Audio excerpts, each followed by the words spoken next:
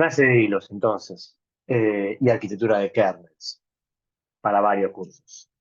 Un chiste que quedó un poco viejo y avanzamos.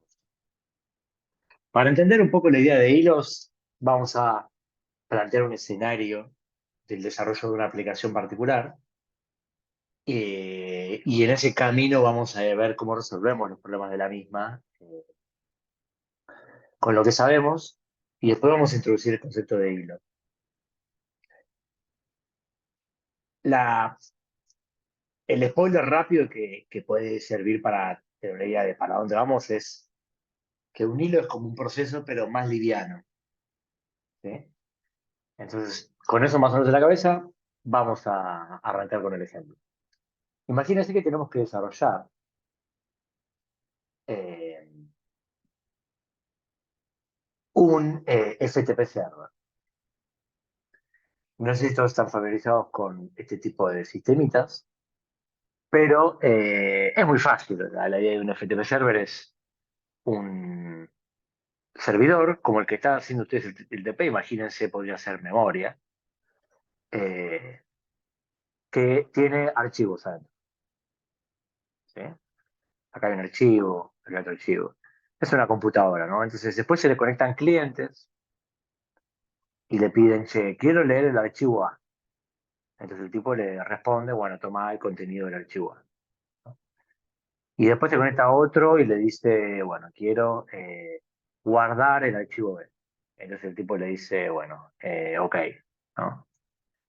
Entonces es eso, es un servidor para guardar archivos, devolverlos y resolver ese tipo de funcionalidad con un protocolo estándar clásico que se inventó hace como 30 años y que se usa hasta el día de hoy. Ya no tanto como antes, pero se usa. Entonces, tengo dos programas para hacer, el cliente y el servidor. ¿Eh?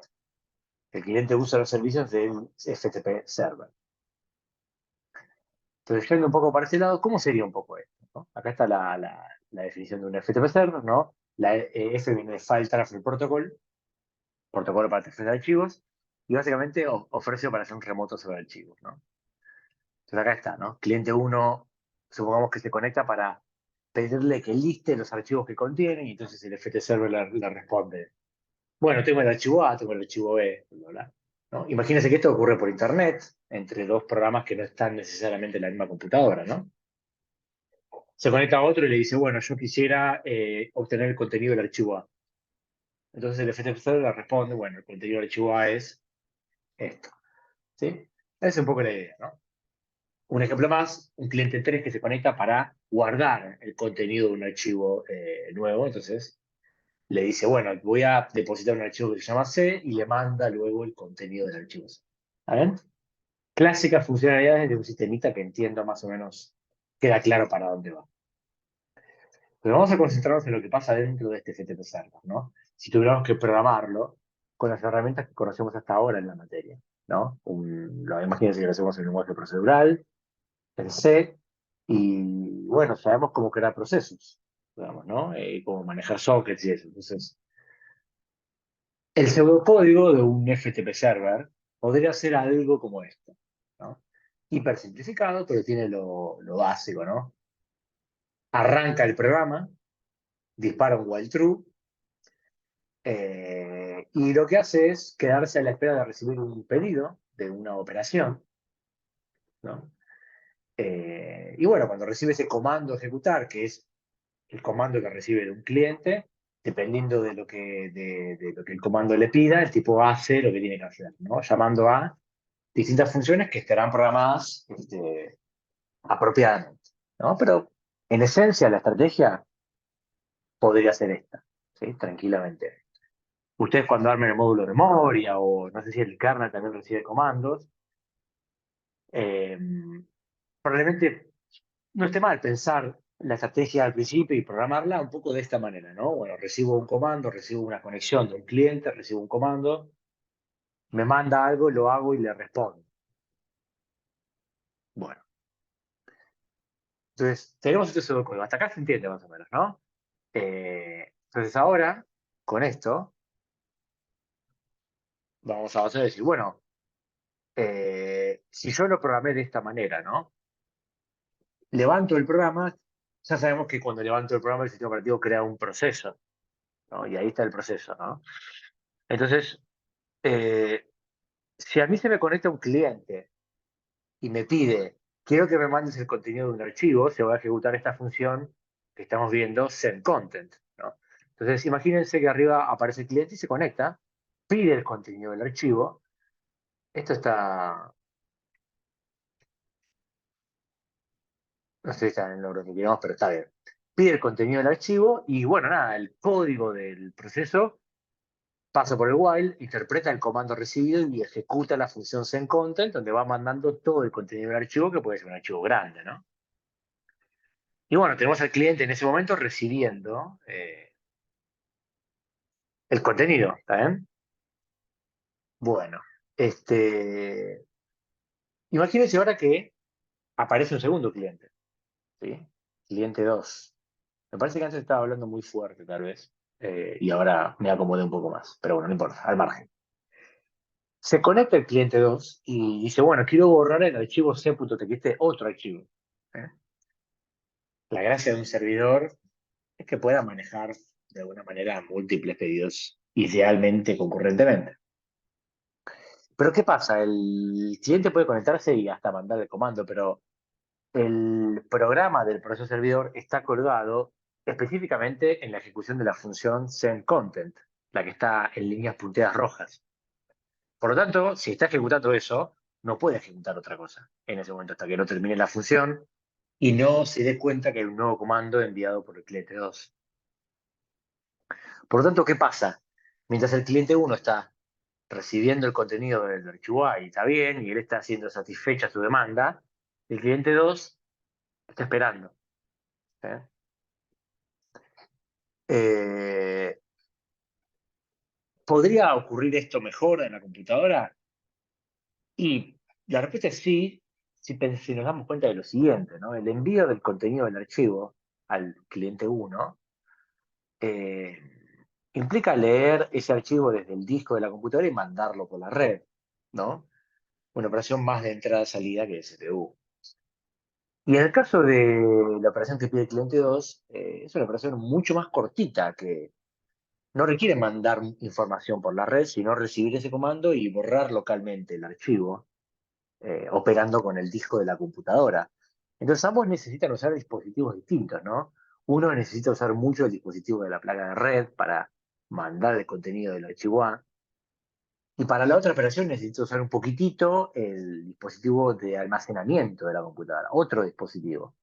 Entonces, claro que hay una oportunidad de mejora. Si yo quiero usar dos dispositivos distintos al mismo tiempo, debería poder hacerlo, porque son dos distintos, y de esa manera, y no forzarlos a que ejecuten en serie. Sin embargo, este código me obliga a eso. ¿Está bien? ¿Hasta acá se entiende? ¿Alguna duda?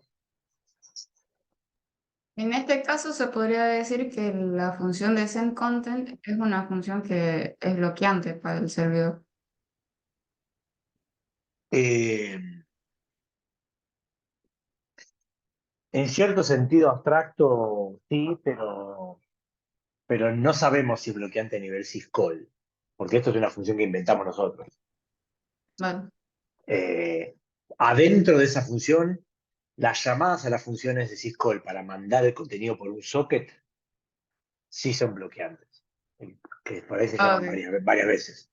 Pero vamos a suponer que la función sendContent, aun si manda el archivo, el contenido del archivo de apartes, no termina hasta que no mandó todo el contenido del archivo.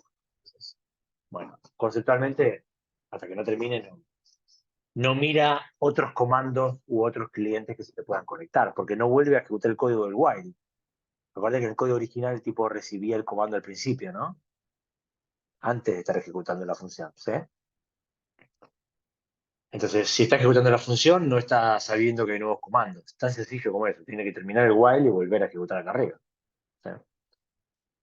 Bueno, entonces, pero bueno, es una solución que funciona en el sentido de que cuando la operación del cliente uno termine, ejecutará la operación del cliente 2. No es algo que no funciona, pero lo que tenemos que ver es que esto se puede hacer de manera más óptima, ¿no? Entonces, ¿Qué herramienta Eh, tenemos? Sí, una pregunta, ¿y no hay una manera, y si ocurre algo, esto creo que lo vi, estaba en el material de estudio, pero ¿qué pasa en el caso de que el cliente uno esté tardando demasiado y se necesite, y el cliente 2 necesite algo en el momento también?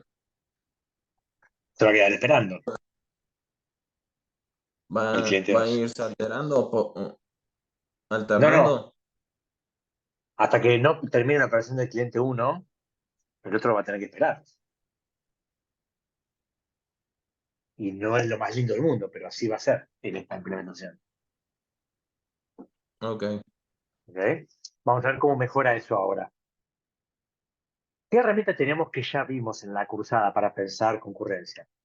Sabemos que la computadora se compone de varios procesos activos al mismo tiempo que pueden estar así de alguna manera haciendo tareas paralelas si no usan los mismos recursos de la computadora. Sistemas multiprogramados, ¿sí? Como los que conocemos hoy en día. Y en esos sistemas multiprogramados un proceso puede crear a otro proceso, tranquilamente, para alguna tarea colaborativa, para alguna tarea puntual. Entonces pensemos una nueva solución en la cual tengo una computadora donde hay un proceso que tiene responsabilidades de coordinador. Y tiene una lógica un poquito más sencilla donde acepta la conexión de un cliente nuevo. No importa los detalles técnicos, los ignoramos. Y cuando recibe el comando de ese cliente, por ejemplo, listar los archivos, en vez de ejecutar él la lógica del comando, lanza un proceso nuevo en esa misma computadora, cuyo único propósito es resolver ese comando. Entonces veamos cómo funcionaría esto. Se conecta el cliente, viene el cliente uno.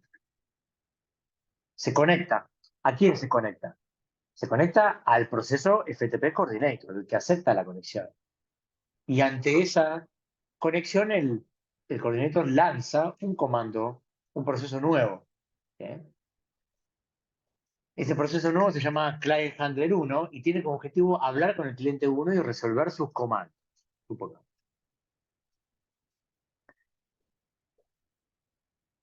Entonces, claro, la conexión ocurre entre el cliente 1 y el proceso coordinador, pero el coordinador, cuando acepta la conexión, le avisa al cliente 1 que para continuar la operación va a tener que hablar con el proceso 1, el que se acaba de crear acá abajo, ¿no? Le manda la dirección, la forma de conectarse, no importa eso, digamos. Entonces ahora el cliente 1 habla con el proceso client handler 1 y le pide a él el comando. ¿Eh? El proceso handler 1 recibe el comando, lo procesa y le devuelve un resultado. ¿Qué estamos aprovechando acá? La concurrencia, la multiprogramación del sistema operativo. Dos procesos pueden estar ejecutando, por ahí no al mismo tiempo si hay una sola CPU, pero sí pueden estar usando recursos distintos al mismo tiempo de la computadora. Entonces imaginémonos que mientras el proceso 1 está enviando el contenido del archivo al cliente 1, aparece un cliente 2. Ahí a la derecha apareció. ¿Sí? Misma historia.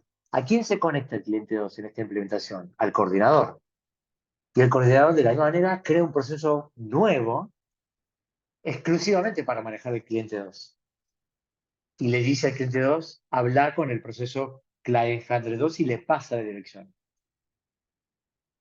Nótese que el código, la lógica del proceso del manejador 2 es igual a la del cliente manejador 1. ¿Qué estamos haciendo ahí? Lanzando dos procesos para el mismo programa. Es algo que se puede hacer. ¿Eh? Ahora, cada uno en la práctica está resolviendo una problemática distinta, porque son los comandos que mandan clientes distintos. Entonces, el cliente 2 se conecta al manejador 2 y le manda su comando. Entonces, si sacáramos una foto y dijéramos, bueno, ¿cuál es el estado de ambos clientes? Notaríamos que ahora la situación es distinta, porque en ambos casos los clientes están pudiendo ver su operación ejecutarse y recibiendo el resultado, aunque sea parcialmente.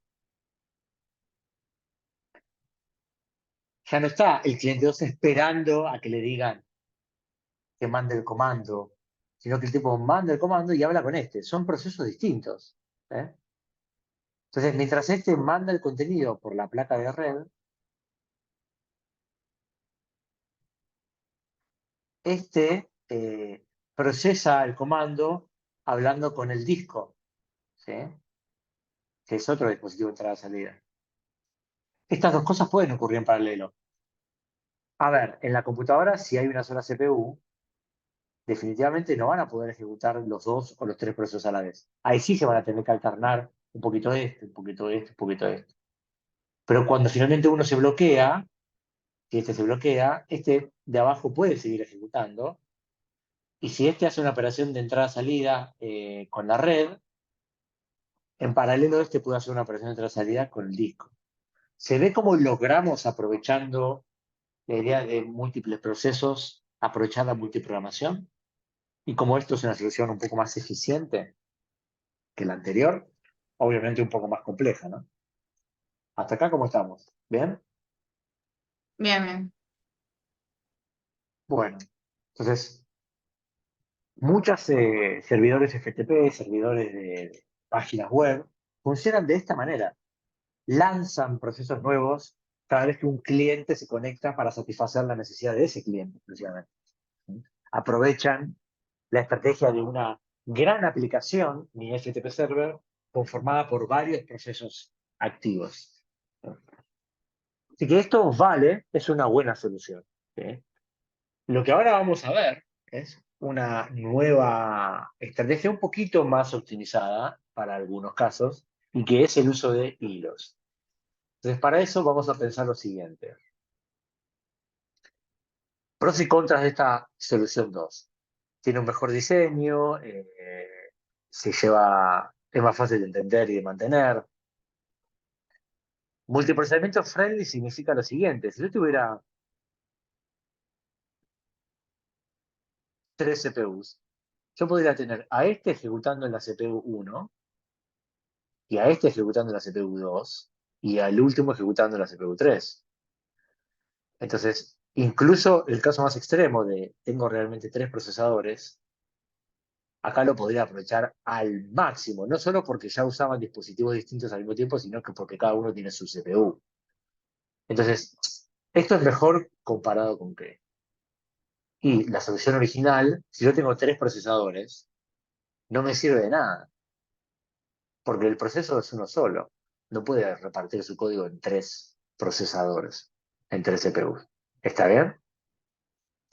Entonces, observaciones sobre esta solución 2 que era un poco mejor que la 1.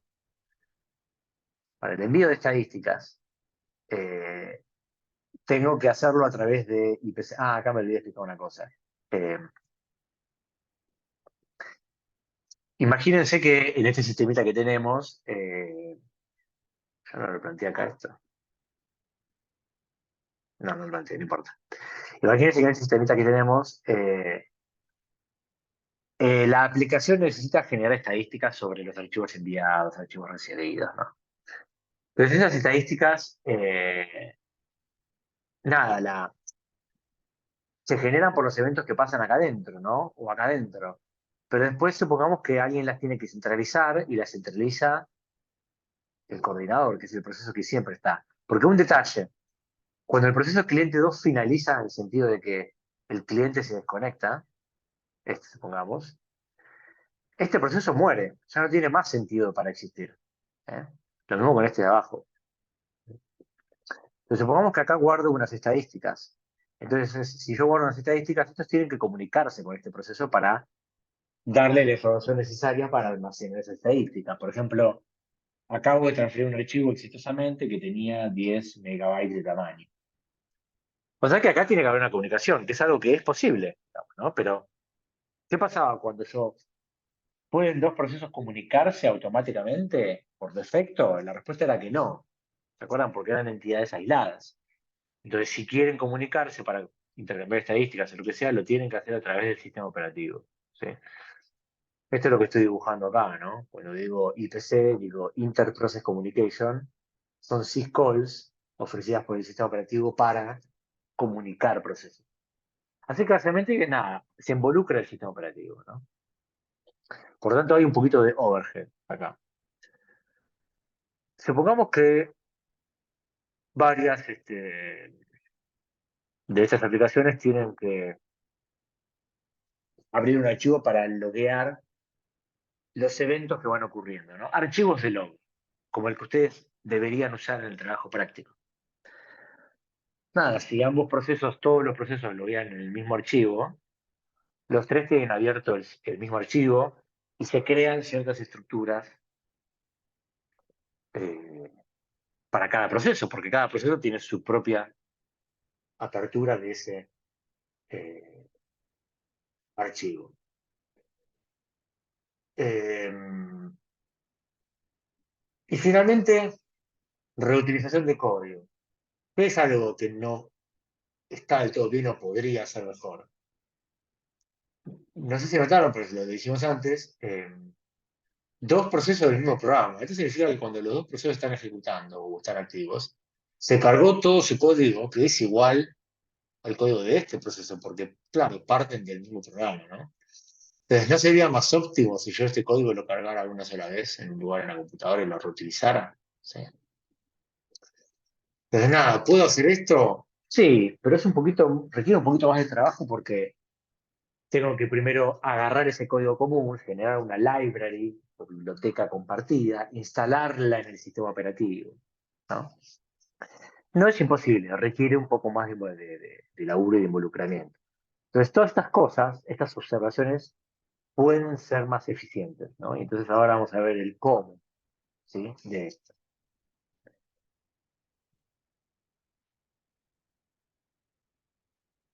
Para plantear la solución 3, que es a la que queríamos llegar, repasemos qué teníamos en común. ¿Ah? Eh, Dijimos que teníamos el código repetido en la memoria para los client handlers y sería mejor por ahí tener una única copia. Dijimos que varios procesos abrían el mismo archivo y que tal vez conviene que se abra una sola vez, digamos, ¿no? Dijimos que estos procesos necesitaban compartir información entre ellos, ¿sí? Eh, y por lo tanto se comunicaban a través del sistema operativo. Bueno, ¿qué tal si pensamos una arquitectura a nivel tareas del sistema operativo donde se pueda compartir el código por defecto, se puedan compartir recursos, compartir la memoria incluso, ¿eh? Pero lograr que haya distintos caminos de ejecución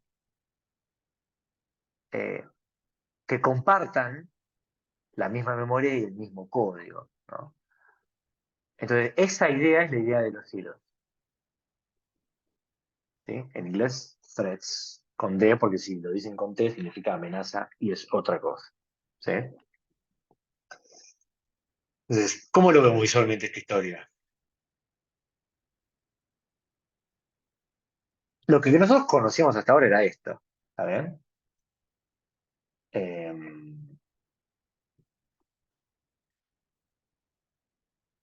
un modelo en el cual los procesos tienen un solo hilo. Eso es lo que nosotros conocíamos hasta ahora. Hay un PCB y hay un espacio de direcciones del usuario. Acá, adentro asumamos que está, porque acá lo dibujan bajo un término más amplio, digamos, ¿no? Pero asumamos que acá adentro tenemos el segmento data, los datos, el heap con la memoria dinámica, ¿sí? Y acá está la pila, ¿eh? Y el código también está acá dentro del espacio usuario, ¿no? Entonces, esto es lo que conocíamos hasta ahora. Entonces, un modelo en algunos aspectos superador, no siempre, pero en algunos aspectos, es un modelo en el cual yo tengo varios hilos de ejecución o caminos de ejecución por proceso, que es lo que estamos presentando en esta clase. Entonces, ¿qué hay acá? Un proceso. Esto es un proceso, ¿sí? Pero el proceso adentro ahora es un poquito más complejo. Es un proceso multihilo. Y ese proceso multihilo tiene su PCB, como siempre, su espacio de direcciones con el código, los datos y heap, como siempre. Y acá cambia un poco la cosa, porque ahora tenemos varias estructuras que están pensadas para manejar distintos hilos de ejecución. En este caso, tres. ¿Está bien? Eh, entonces, ¿qué logramos? Esta idea de que hay tres entidades de ejecución que pueden estar tomando caminos distintos y ejecutando una lógica con resultados distintos, pero ejecutan el mismo código que se encuentra acá adentro todas, tal vez con resultados distintos. Comparten las mismas variables globales y memoria dinámica, ¿sí? Pero cada uno tiene su propio variable local, que no es compartida, digamos. ¿Está bien?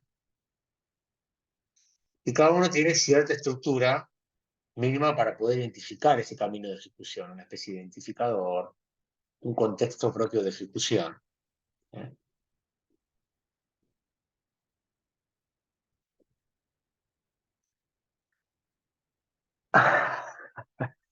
Acá la definición de multithreading, ¿sí? Eh, y la definición de lo que sería un hilo o un thread. ¿Sí? Hilo, unidad de trabajo que puede ser planificada por el sistema operativo o por una biblioteca que involucra un estado de ejecución, un contexto de ejecución y una pila a nivel usuario y a nivel sistema. Eh,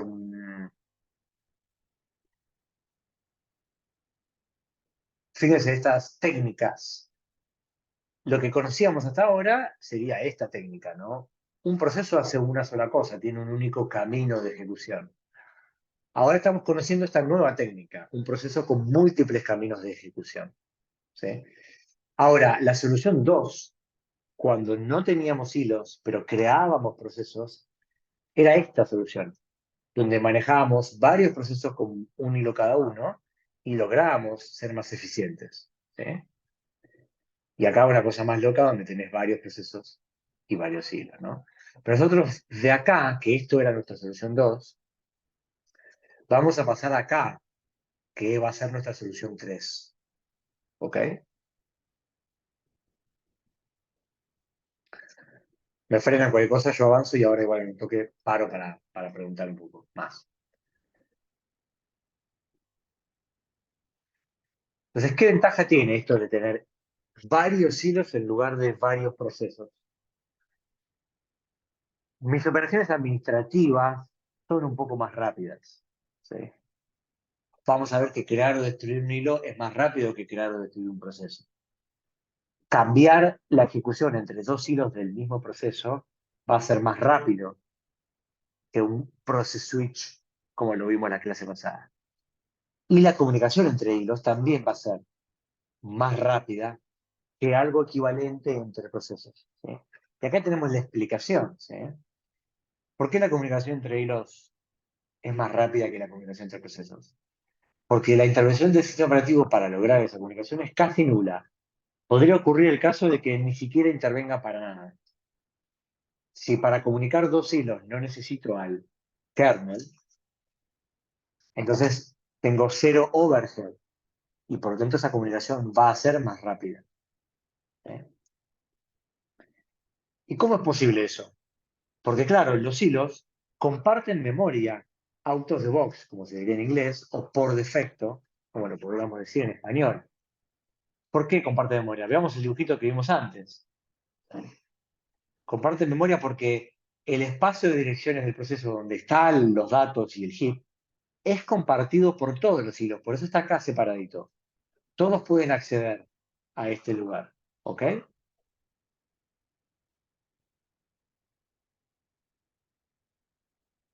Directo, acceso directo, sin involucramiento del sistema operativo. Y acá la explicación de la otra pata, ¿no? ¿Por qué crear y destruir un hilo es más rápido? Tengo que manejar a estructuras administrativas más chicas y aparte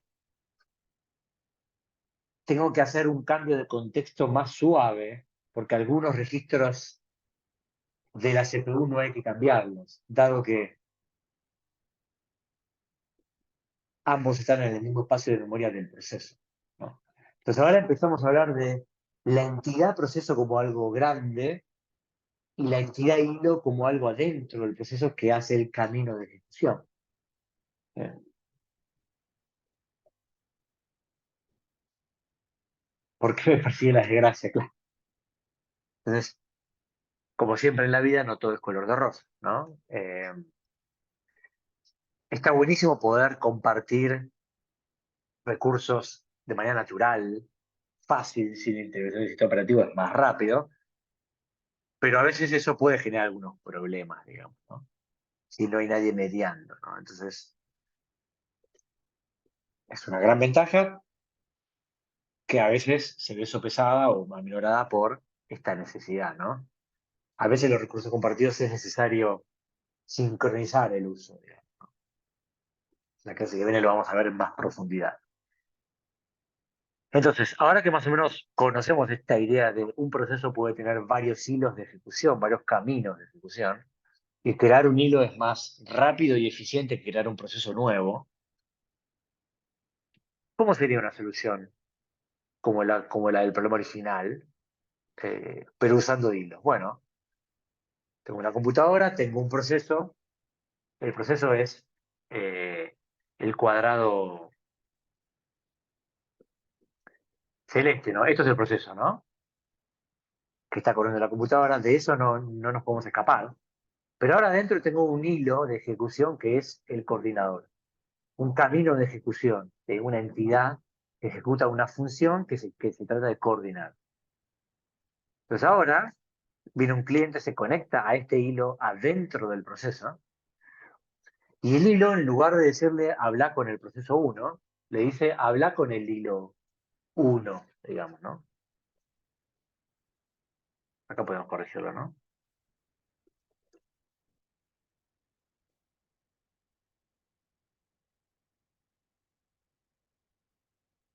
¿Está bien esto? A ver, hola, que la agregué.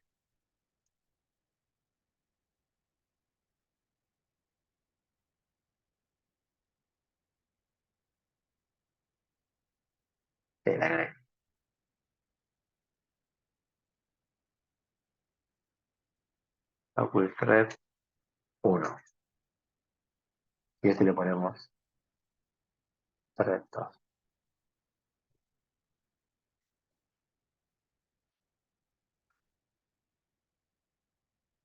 Está bien, entonces, ¿qué cambió ahora? Crear un hilo es más rápido que crear un proceso. Para el cliente da igual, no se da cuenta con quién está hablando, digamos, ¿no? Pero a mí me sirve porque yo tengo dos caminos de ejecución separados, me es más fácil de organizar esta lógica, ¿no? Y ahora si me conecta un cliente 2, la misma historia, el cliente 2 habla con el hilo coordinador adentro del proceso, crea un nuevo hilo, el tercero, el manejador para el cliente 3. Entonces ahora teníamos un solo proceso dentro del servidor en toda esta historia, ¿ok? Entonces, si hacemos un zoom para entender la ventaja, vamos a ver esto. En este servidor donde está el proceso,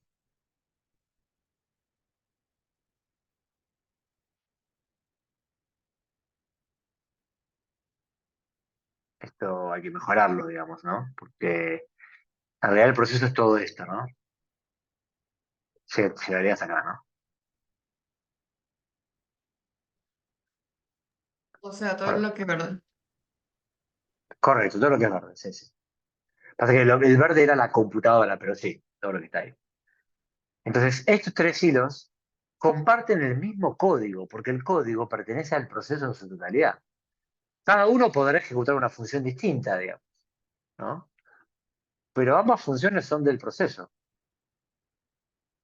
Y ambos hilos, todos los hilos, comparten las mismas variables globales, donde yo podría poner estadísticas, por ejemplo, o archivos abiertos. ¿Sí? Entonces ahí está un poquito la cuestión. ¿Sí? Logro un programa que se supone debería ser más óptimo, más eficiente, más rápido, ¿sí? Incluso usar menos memoria RAM. Bueno, eh, segunda parte de lo que tiene que ver con hilos. Esto fue la presentación de la estrategia, digamos, ¿no? Y los hilos, lo que nos queda ver de esto es que se clasifican en dos tipos. Hilos a nivel kernel e hilos a nivel usuario, ¿sí? Si yo digo que tengo un tipo de hilo a nivel kernel, significa que esos hilos los administra justamente el kernel, o sea, el sistema operativo. El sistema operativo ya administraba los procesos, pero en este tipo de hilos lo que pasa es que el sistema operativo también administra los hilos que están adentro de los procesos. Y como el hilo es ahora el camino de ejecución, es lo que ejecuta, entonces el planificador de corto plazo, si tengo hilos a nivel kernel, planifica los hilos del proceso y ya no el proceso en su totalidad.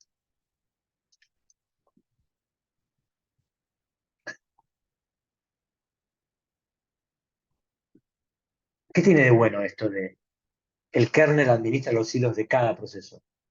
Bueno, dos o más hilos pueden ejecutar en procesadores diferentes. ¿Por qué? Porque el sistema operativo es el que asigna las entidades de planificación a los CPUs. El sistema operativo administra el hardware.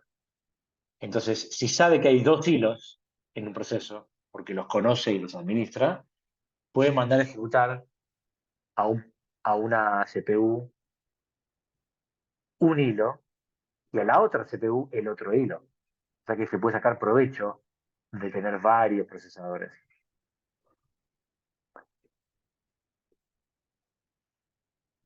Por otro lado, si un hilo se bloquea de un proceso, los otros hilos pueden seguir ejecutando. Esto es igual que con los procesos, ¿no? No hay una ventaja con respecto a ahí, pero vamos a entenderla mejor en el slide siguiente. ¿Qué tiene esto de posible contra? Bueno, hay un overhead para administrar los hilos y eso está hecho por el sistema operativo, ¿no?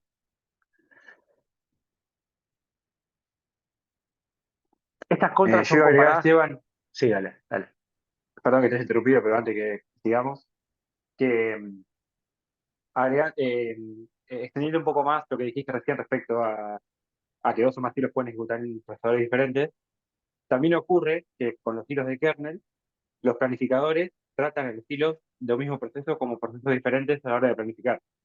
Es decir, que yo tengo dos hilos de kernel para el mismo proceso, el planificador de corto plazo los va a ver como dos procesos distintos, digamos, entre comillas. Sabe que son hilos, pero los va a planificar como si fueran dos procesos distintos. Claro, exacto. Gracias, sí, sí, eso va a servir para la práctica. Bueno, entonces, ¿qué pasa con los ULTs? Son hilos a nivel usuario. ¿Qué significa esto? La administración de los mismos no la hace el sistema operativo. La hace una biblioteca, una library, que corre en espacio de usuario, que no es parte del kernel. ¿Sí? Una library que podríamos programar nosotros, digamos, ¿no? Entonces, ¿qué pasa con eso? El sistema operativo no sabe que existen los hilos de usuario. Planifica el proceso como un todo,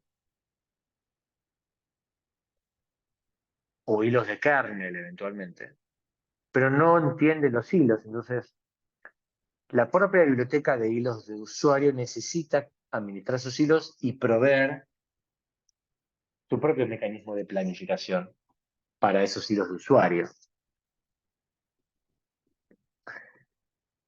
Entonces, pros y contras. Acá tenemos el mínimo overhead de todos, porque si los hilos son administrados por una biblioteca que corre en espacio de usuario y no se involucra el kernel, no tenemos cambios de modo ni cambios de contexto. Es hiper eficiente, ¿no? En la biblioteca que está hecha por fuera del kernel, podemos inventar una planificación y poner la que queramos, ¿no? FIFO, Super FIFO 2 con HRN combinado con el alineamiento de los planetas según Júpiter. Por más que el sistema operativo no tenga esa planificación, no importa, la biblioteca la tiene, ¿no? Eso es una ventaja. Y aparte da una mayor posibilidad de lograr portabilidad, porque si la biblioteca está hecha arriba de funciones portables, toda la biblioteca de hilos puede llevarse, un programa hecho con esa biblioteca, llevarse a otro lugar. Entonces, ¿qué tiene de contra una biblioteca de usuario?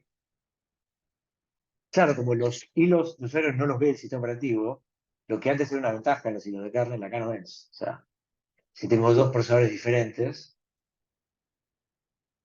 no puedo mandar un hilo de usuario 1 y otro hilo de usuario otro porque el sistema operativo no ve hilo de usuario 1 y hilo de usuario 2. El sistema operativo ve proceso, ¿sí? O ve hilo de kernel. Entonces, podés tener dos hilos de usuario. Si tenés dos CPUs, los dos hilos van a ejecutar en una sola CPU, alternándose entre ellos. Y así que no podés sacar el provecho de esa situación. Y por otro lado, algo parecido. Si un hilo de usuario se bloquea porque hace una syscall bloqueante, inevitablemente todo el proceso se va a bloquear. O sea, todos los hilos del mismo proceso. Por la misma historia. El sistema operativo recibe la syscall y decide bloquear al proceso. No conoce los hilos que están adentro. Entonces bloquea todo. Y tal vez tenías otro hilo de usuario que estaba listo para ejecutar.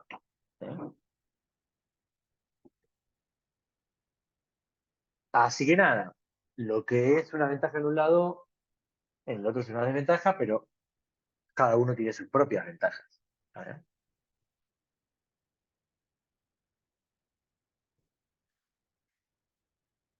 Hasta acá estamos más o menos. ¿Alguna duda? ¿Ninguna? O Un sea comentario que, al pasar. Bueno, sí, hacer la pregunta. o sea que en resumen, lo que diferencia los hilos de los procesos es que los hilos pueden estar en un mismo proceso. Exacto, viven adentro de un proceso, sí o sí.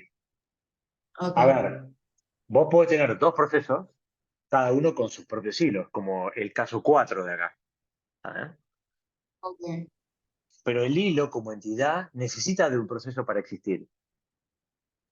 Claro, no ¿Bien? puedes, nada, parece así como así, tiene que, juro, tener Claro. un proceso que lo llamen. Claro. Y como una consecuencia importante, si el proceso muere, todos los hilos El hilo, mueren. claro, Todos los hilos de ese proceso mueren, porque el hilo no puede vivir sin el proceso que lo contiene. Esto es ok. diferente que cuando un proceso creaba otro proceso. ¿Está bien? Ahí sí hay Claro, independencia. en este caso lo que hacen es que cambian de proceso padre nada más. Exacto, pero el proceso continúa viviendo, sí. Acá no, Ok. ¿está bien? El hilo necesita del proceso que lo contiene para poder existir. ¿Bien? Bien. Déjame agregar estas dos cositas, una que acaba de surgir recién y la otra que está relacionada con la pregunta que acaban de hacer. Vale. Eh, de lo que acabas de decir se desprende que entonces los hilos no son entidades aisladas, como sí lo eran los procesos. Eso lo dijimos, lo Correcto. aclaramos para procesos y acá no lo son. Justamente dependen del proceso que los creó. Y no se puede cambiar de proceso del hilo. Si el hilo lo crea el proceso A, vive para siempre como parte del proceso A. No hay no hay manera de separar esa parte y pasarla a otro proceso. Y lo segundo que iba a decir es que por defecto, cada vez que uno inicia un proceso, arranca sí o sí como un hilo de kernel. Es decir, que hay una equivalencia entre proceso e hilo. No son reemplazables, son cosas distintas. Un proceso puede tener varios hilos y puede crear todos los que necesite. Pero por defecto, vamos a hablar de esa equivalencia siempre entre un proceso que se crea, entonces sí o sí tiene un hilo de kernel, que es la ejecución principal, digamos. Claro. Bien, bien. Bueno, con esto haber aclarado, nos queda el último tema dentro de hilos, Eh, mierda, mira este super dibujo cómo cambió. Y arquitectura de carga y licencia Ramos, no queda mucho, ¿eh? Bueno, esta temática de hilos, al igual que la clase de planificación, eh, tenemos ejercitación dedicada a eso, ¿sí? La ejercitación de planificación incluye, aparte de planificar solo procesos, planificar hilos, ¿sí? Así que en la instancia de práctica del sábado 27 es un buen momento, por favor, vayan para consolidar estos conceptos. Entonces, ¿qué pasa con los hilos cuando son de usuario? Hay un detalle a tener en cuenta y tiene que ver con la estrategia de jacketing, basada en una técnica previa de interceptar las syscalls.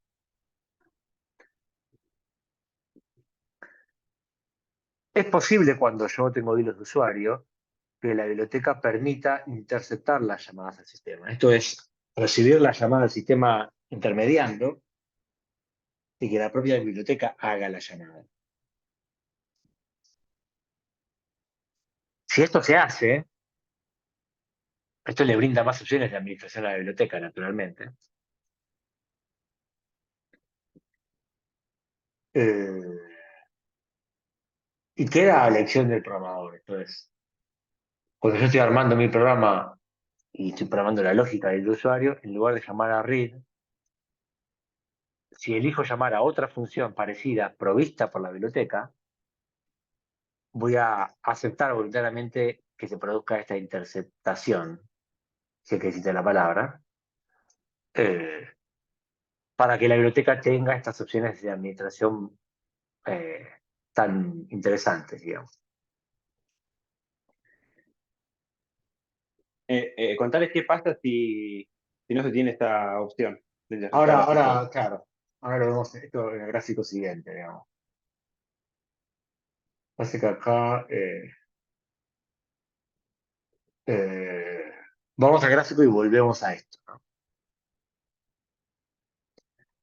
Imagínense que tenemos un proceso acá a la izquierda con un ULT, ¿no? Tiene su lógica de negocio, sus sentencias que está ejecutando. Vamos a ver los dos ejemplos. A la derecha está el sistema operativo. ¿Qué pasa si el ULT hace una syscall directa, como lo haría cualquier proceso, digamos? ¿O qué pasa si en realidad hace una syscall pero que es interceptada por la biblioteca? Entonces el caso uno sería algo como esto, ¿no? Recuerden, el cuadrado celeste es el hilo acá, ¿eh? Mientras que el cuadrado más grande con los bordes redondeados, exactamente acá, es el proceso, ¿no? Entonces, el caso uno es, hago la syscall directo contra el sistema operativo. Pero el caso del interceptar es algo más bien como esto, donde la lógica de negocio llama a otra función, una especie de wrapper, una función distinta, provista por la biblioteca. La biblioteca tiene una implementación de esa función, hace algo distinto, algo especial, y después termina llamando a la syscall verdadera, porque eso no se puede evitar, ¿eh? Entonces, cuando uno programa con hilos de usuario, puede elegir ir por ese camino o puede elegir ir por este camino, ¿eh? Ahora, ir por este camino, o mejor dicho, vamos por partes. Si voy por este camino y hago una syscall bloqueante, el sistema operativo dice, bueno, tengo que bloquear, no conozco los hilos de usuario, bloqueo a todo el proceso. Pero ir por este camino habilita otras cuestiones, ¿sí? Y dentro de ellas la estrategia de jacketing. Entonces, ¿qué tiene de interesante esta estrategia de jacketing? Es una estrategia que permite convertir las syscall bloqueantes en no bloqueantes, ¿sí? Como lo dice. Entonces, ¿qué logro con eso? Bueno, el hilo de usuario hace una syscall bloqueante, se convierte en no bloqueante. Ese hilo se queda bloqueado pero por la biblioteca de usuario. y los otros hilos del mismo proceso pueden continuar ejecutando. ¿Cómo se logra esto? Porque se evitó que el sistema operativo bloqueara todo el proceso. La biblioteca de hilos se encarga de reintentar aquellas operaciones no completadas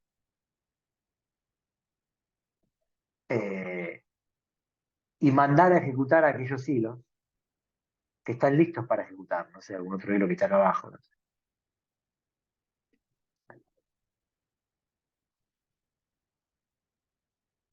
Pero claro, ¿cómo logro esto? Bueno, hago la misma lectura, supongamos read, la call, en un formato no bloqueante, que eso es algo que se puede hacer. Acá hay más complejidad. ¿Sí? La biblioteca ULT adopta un poco de lógica del sistema operativo para poder hacer todo esto. O sea, replica un poco parte de esa lógica. ¿Sí? Entonces, decimos que los ULTs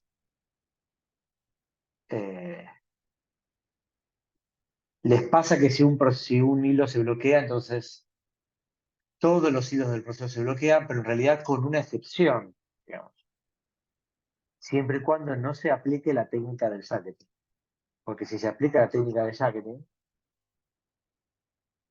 esa desventaja deja de estar, digamos, ¿no? Yo sé que es mucho, ya estamos por terminar, vamos más o menos aceptando, digamos, escuchando, anotando, y ya volveremos sobre esto.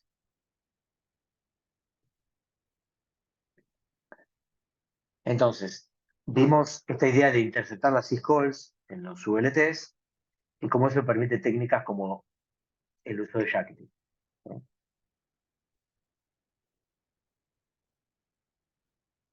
Esta es la explicación, ¿no? Si hay jacketing, la syscall es convertida en no loyal.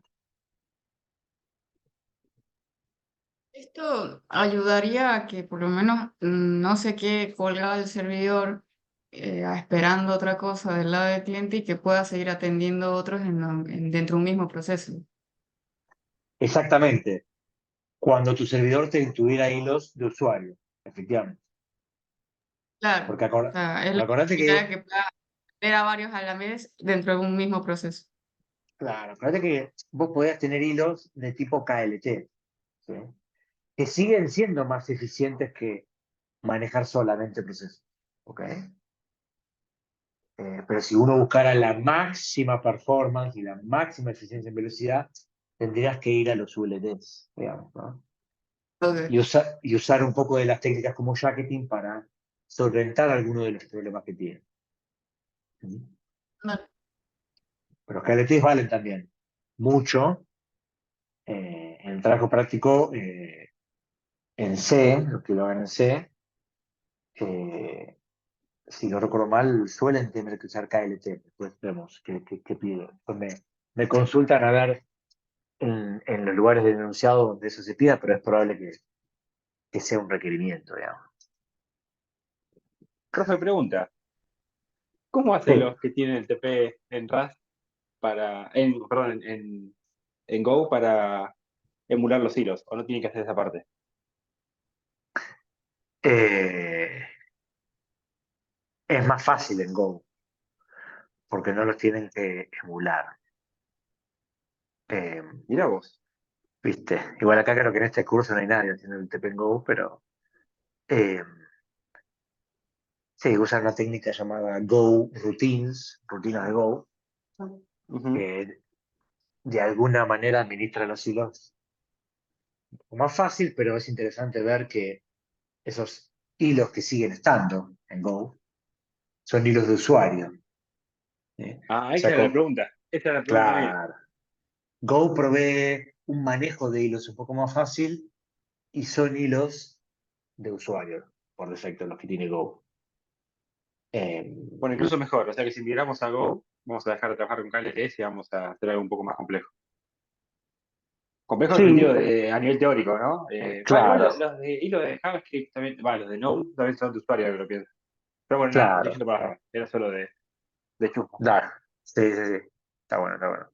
Este, Ya tenemos que ir hablando de esas cosas de a poquito, cada vez más.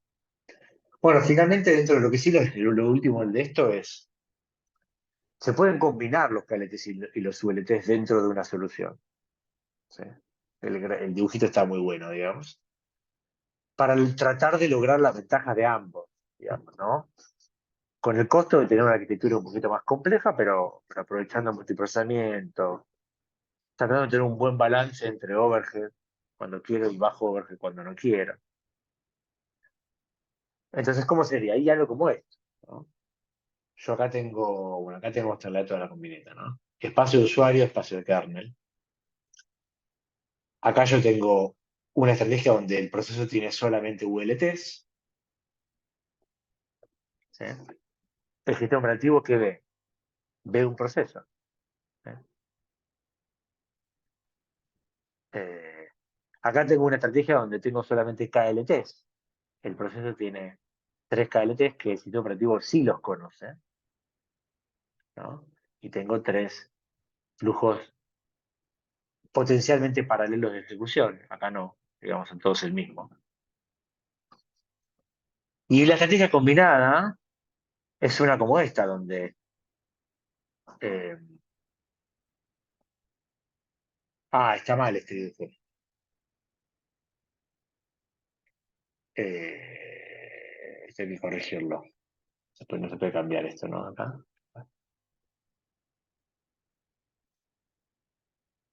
Sí, se puede cambiar. Esto sería así.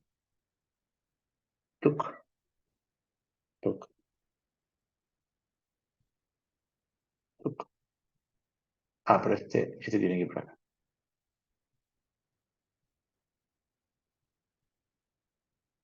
Ahí va. Algo así. Se lo puedo borrar. Ahí va. Y esto puede ir por acá.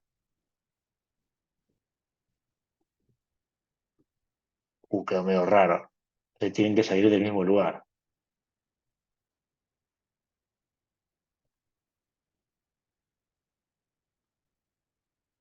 Si no, conéctelo Claro,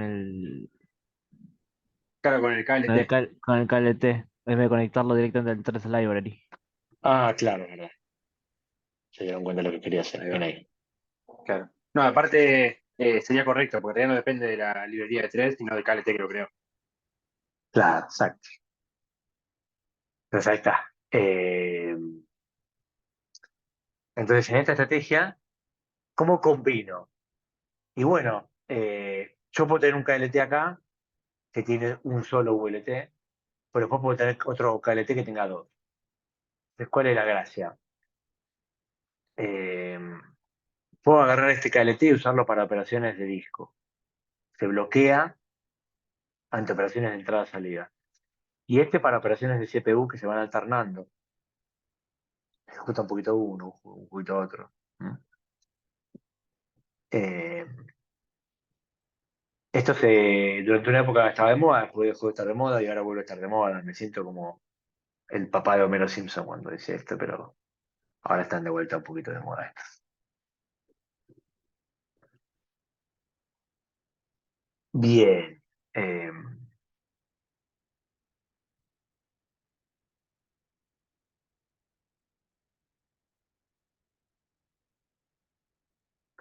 Qué quemado que estoy.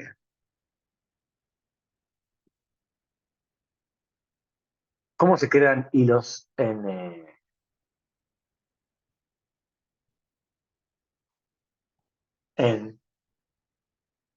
Linux? ¿Se ve la pantalla? ¿Me confirman? Sí. Sí se ve, sí se ve. Bien. Vamos a ver un ejemplito. El zoom está bien, ¿no? Ejemplo de teoría.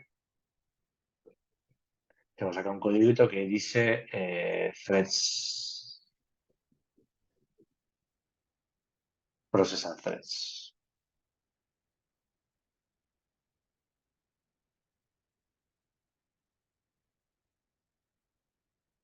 A ver, ¿qué tengo acá?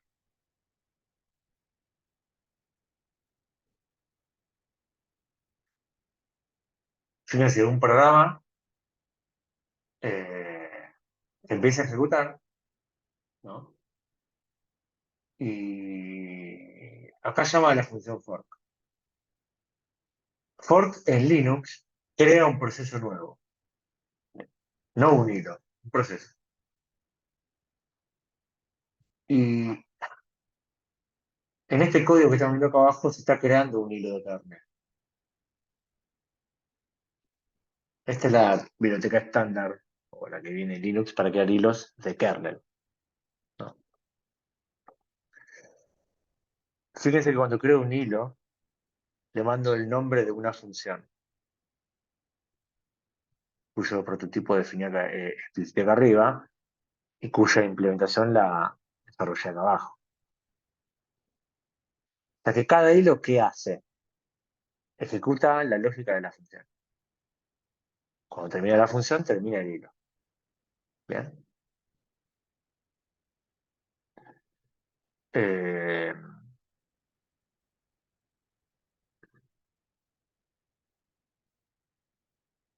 Putting data. Y fíjense lo que hace esta función. Imprime cierta información global, espera un poco y finaliza. Pero después de imprimir esa información, o antes, mejor dicho, modifica la variable global, ¿no? Entonces tenemos un programa que va a crear varios hilos y modificar la variable global, que arranca en cero. Entonces vamos a ver cómo se comporta este programa, pero antes tengo que explicar una cosa más. Cuando estamos en esta línea, digamos, acá, hay un proceso, un solo proceso con un solo hilo ejecutando. Pero después de esta línea hay dos procesos. Porque fork crea un proceso nuevo, un proceso hijo. ¿Está bien? ¿Y qué pasa en Linux?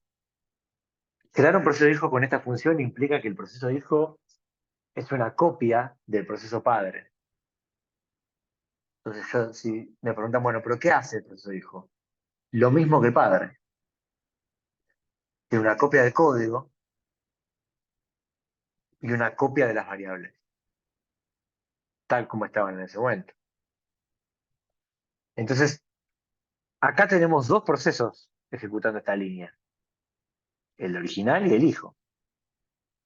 Pero este if que vemos acá intenta cambiar el flujo de ejecución dependiendo de si pide cero o no. ¿Y qué es PID? El valor de retorno de esta función.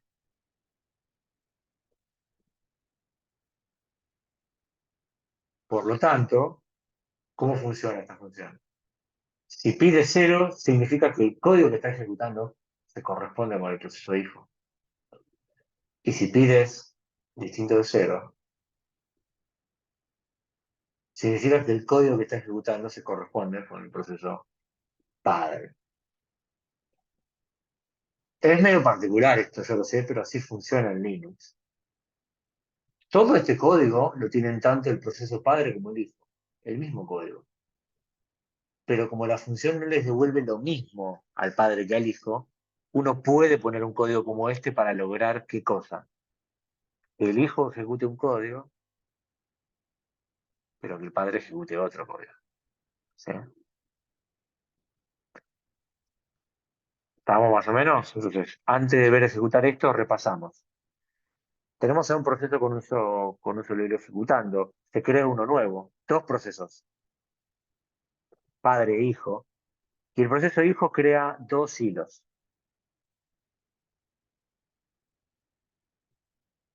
El padre continúa su ejecución, espera a que el proceso hijo finalice y después termina todo el programa. ¿Ok? ¿Se acuerdan cuando hablamos de esa función que permitía leer el estado de retorno del hijo del PCB? Bueno, es esta función. La función echo. Eh, ¿Dónde está esa función? ¿Esta? No. No, no, Acá. la que usted Señal para el retorno. Claro, esto era para imprimir una variable. Cuando ejecutábamos en la terminal, esa variable se guardaba sola con el resultado de esto, digamos, ¿no? Pero acá desde un programa es distinto. En el programa se tengo que llamar una syscall para poder conseguir ese valor.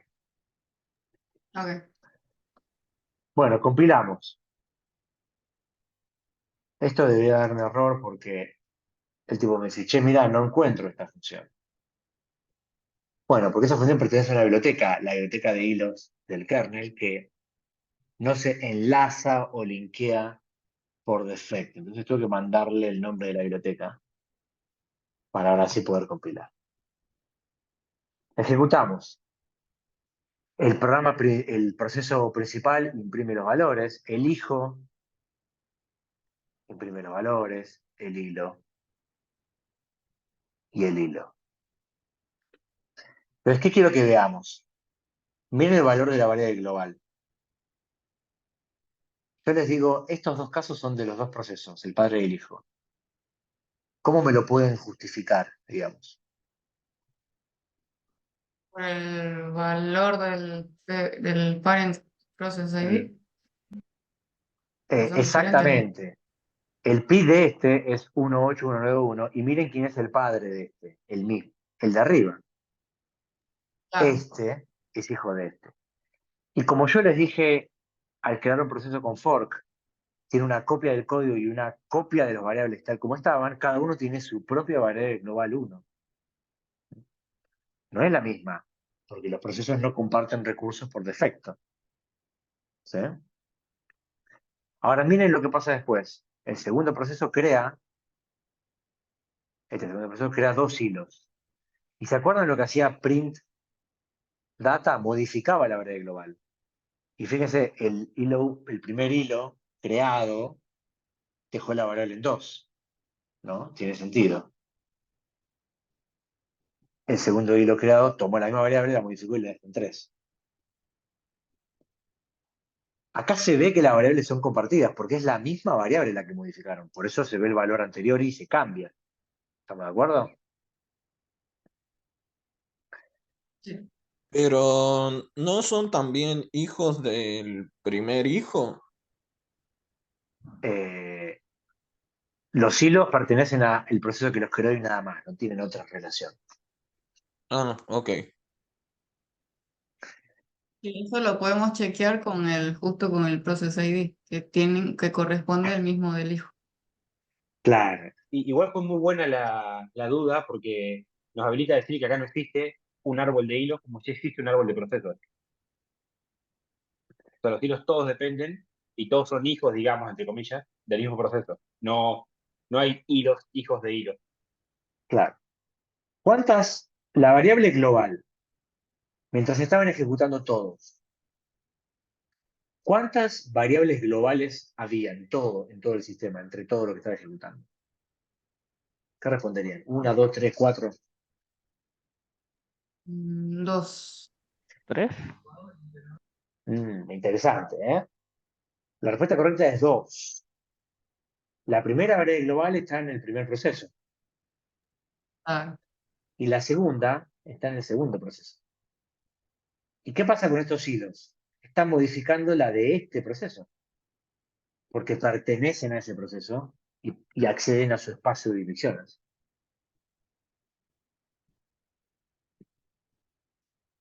¿Qué opinan? ¿Va cerrando un poco la idea? sí, sí.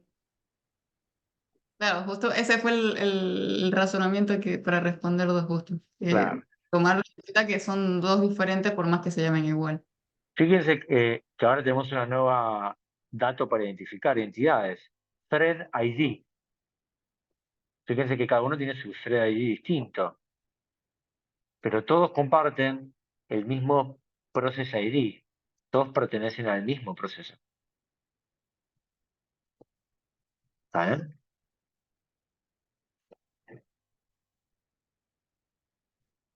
Bueno, si hacen man-thread, eh, van a empezar a create, pueden ver el detalle de la función, cómo funciona, yo qué sé, y se hacen man 7 threads, hay una explicación más detallada de todos los hilos en Linux. Quiero mostrar una cosa más y ya cerramos esta parte, que es, ejecuto esto, y acá abajo me conecto. Y mientras tengo todo esto ejecutando, está ejecutando el programa, fíjense, hago PSF. Entonces, ¿qué veo acá? Procesos. Entonces acá tengo dos procesos. ¿Sí? Este y este que es hijo. ¿Está bien? Ahora PS3 es un poquito más completo y me muestra no solo el proceso padre y al proceso hijo, sino que aparte me muestra, acá con una simbología medio rara, los dos hilos de kernel que hay adentro. ¿Ah? El hecho de que con un comando del sistema operativo pueda ver que hay dos hilos, me dice que son hilos de kernel. Porque si fueran de usuario, nada, el sistema operativo no los podría ver. Claro, no se entera de que existen. Exactamente, exactamente. Bueno, volvemos a compartir acá. Profe, ¿este código está en el Drive? Sí, sí, sí. Está en el mismo drive de Ok, siempre acá en ejemplo ok, teoría. dale. Exactamente. Esto lo pueden clonarse este repo, hacer correr. Cada carpetita tiene un README, un archivito README que tiene un poco la explicación de qué se trata el ejemplo, y aparte les explica cómo compilar y qué es lo que tienen que hacer detalle por detalle. Bien pensado como para Vale. hacerlo. Así que está bueno para probar. Pueden cambiar el programa localmente y probar cualquier cosa y ver qué pasa. Incluso muchos de estos README tienen preguntas para seguir investigando, digamos, ¿no? Que son cosas que a veces yo no llego a mostrar, pero que están más que interesantes. Eh, bueno, lo comparto por acá, pero ya lo tienen. Eh, bueno, finalmente, última parte.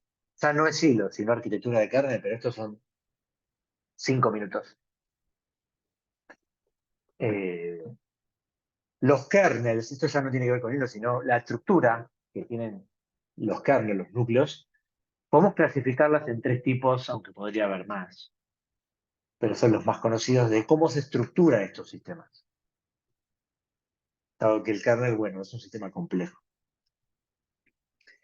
Primera idea, kernel monolítico.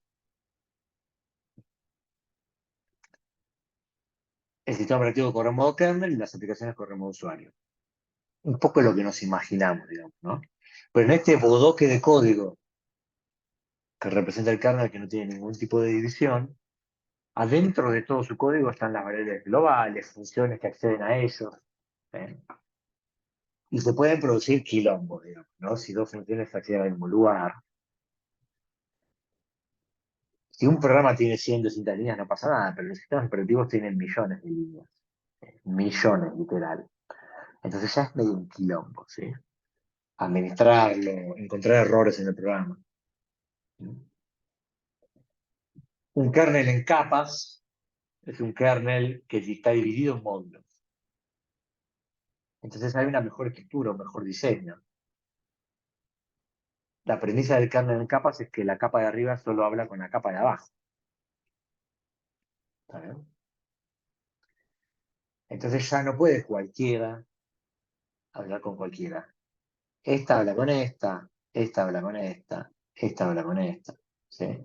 Y le responde, ¿no? Pero lo que no se puede eh, es que esta hable con esta de abajo. Eso está prohibido. Entonces obliga a tener una estructura, un orden. ¿Y qué tenés en cada capa? Bueno, lógica del kernel. Parte de esto ya lo estamos viendo, otras cosas todavía no las vimos. Entonces es un diseño un poquito más lindo, más seguro, más estable. Todas estas capas igual corren en modo kernel, ¿vale? Pero están separadas.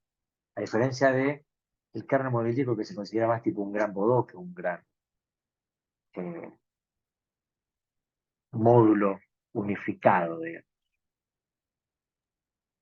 Y déjame agregar, Esteban, que si uno quiere cambiar acá en el monolítico una línea de código, tiene que recompilar el millón de líneas que mencionaste. Se compila Exacto. todo junto. En cambio, en el modelo en capas, uno puede compilar los módulos por separado. Exactamente, ¿no? Un poquito mejor, ¿no? Mejor para ir evolucionando el sistema, ¿no? Eh, si hay un problema con una variable en el módulo de file system, lo único que tienes que hacer es revisar lo que pasa en ese capa de file system, ¿no? Porque nadie más puede acceder a las variables de esa capa. Ahora acá, todos pueden escribir todo, ejecutar todo, ¿no? Un mágico. Así que esto se parece un poquito mejor, ¿no? No es tan fácil armar un esquema como esto, no se llega a usar tanto esto, a veces sí un poco, porque a veces las capas tienen que hablar con otras sí o sí.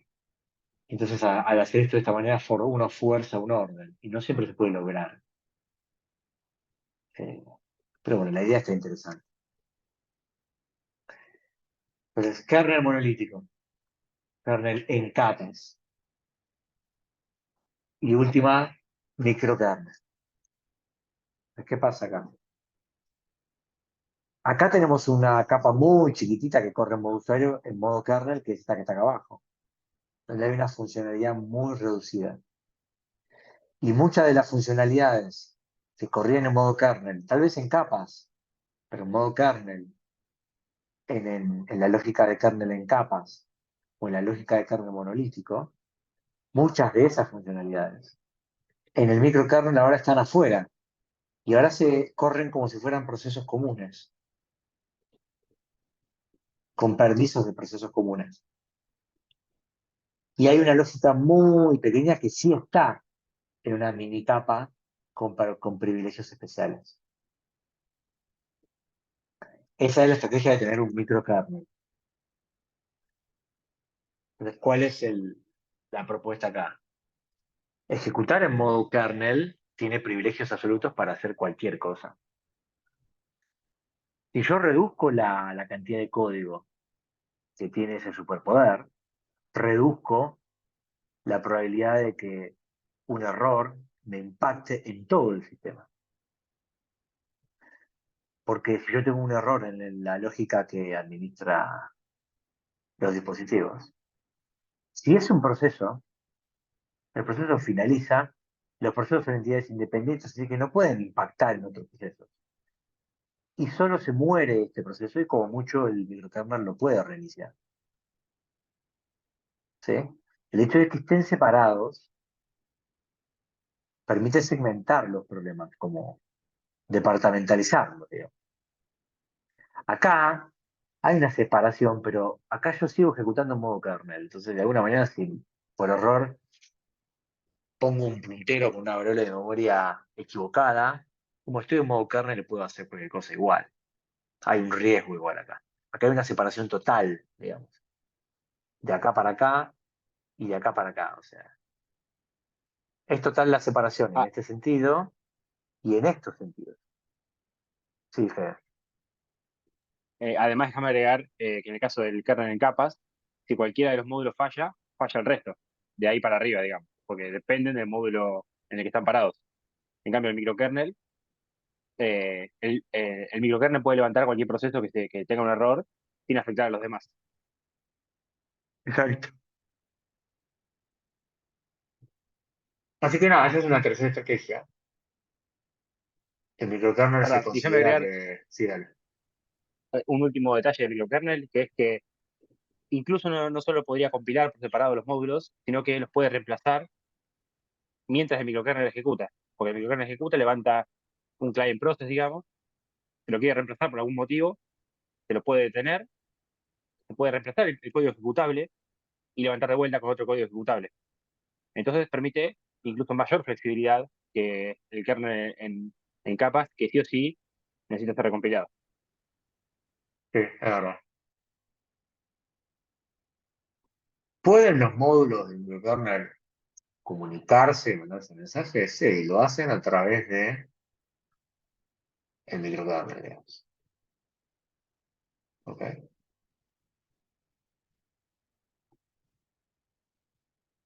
Así que no es que están aislados sin opción. Están aislados por defecto, pero pueden mandarse mensajes. Pero, ¿por qué estoy dibujando esto en rojo? Y porque eso implica un overhead, pasar por el cambio de modo, ¿no? Esta comunicación, esta es un poquito más eficiente en términos de velocidad, ¿no? No hay un cambio de contexto.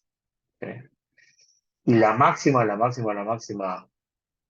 performance, la máxima velocidad la tengo cuando tengo todo junto, digamos, ¿no? O sea que el bodoque de código que por ahí representa la peor práctica en términos de diseño y mantenibilidad y evolución, tiende a ser, en la práctica, al menos, la más eficiente, la más rápida. ¿Sí? ¿Por qué? Y porque tengo todo junto en un solo lugar. No hay nada más rápido que eso. ¿Sí? Los kernels como Linux y Windows son una mezcla entre kernel monolítico y kernel en capas, digamos. Tiene alguna pequeña estructura de capas, pero bajo un gran manto monolítico, digamos, ¿no? Pero bueno, funcionan de manera bastante bien, ¿no? Tiene sus riesgos y sus costos, digamos. Eh, no se conocen sistemas productivos. Supuestamente el kernel de macOS tiene un enfoque de microkernel. Eh, Linux y Windows están más del lado de monolítico y capas, digamos, por dar ejemplos. Y había un kernel que se estaba desarrollando de modo académico y que nunca llegó, se intentó hacer comercial, pero nunca se logró, que es el famoso kernel Minix, digamos. Que yo alguna vez tuve la idea de querer traerlo acá y usarlo, pero nunca lo hice y el proyecto está medio muerto. El último release fue hace 9 años.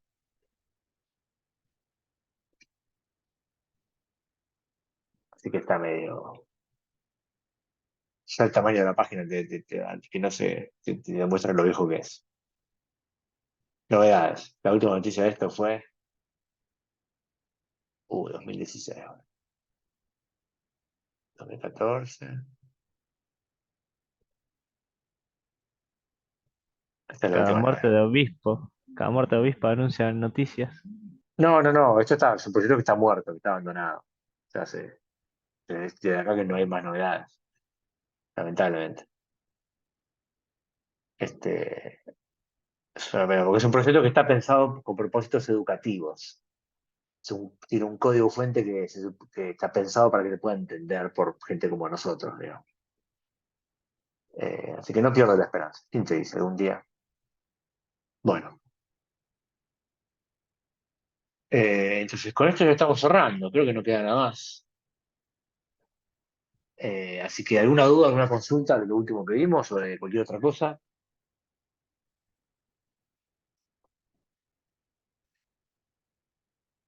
Si no hay nada, nada, nada más, dejo de grabar y hacemos la charla final.